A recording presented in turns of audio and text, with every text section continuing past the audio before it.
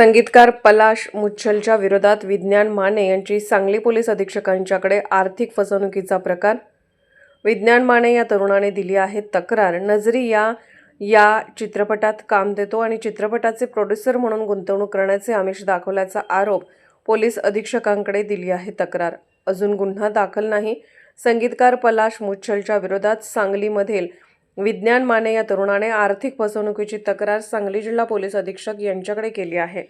सांगलीमधील विज्ञान माने या फिल्म इंडस्ट्रीमध्ये ॲक्टिंगचं काम करणाऱ्या तरुणाने संगीतकार पलाश मुच्छल विरोधात 39 लाख रुपयांची आर्थिक फसवणूक केल्याची तक्रार दिली आहे.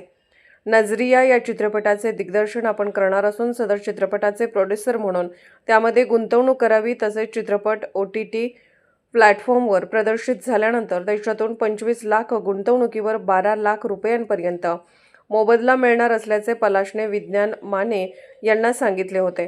तसेच तो चित्रपटामध्ये ॲक्टिंगचे काम देखील देणार होता, असं विज्ञान माने यांनी आपल्या तक्रारीत म्हटलं आहे. पलाशने विश्वासात घेऊन माझ्याकडून वेळोवेळी 39 लाख रुपये घेऊन माझा विश्वासघात करत आर्थिक फसवणूक केला असल्याचा आरोप विज्ञान माने यांनी आपल्या तक्रारीत केला आहे. आर्थिक फसवणूक केल्याबाबत पलाश मुच्छल याच्यावर IPC 406, 420 प्रमाणे विज्ञान माने यांनी पोलीस अधीक्षकांच्याकडे तक्रार दिली आहे. याबद्दल पोलीस अधीक्षकांशी संपर्क साधला असता त्यांनी फक्त तक्रार दिली आहे, गुन्हा दाखल नाही असेही सांगितलं आहे.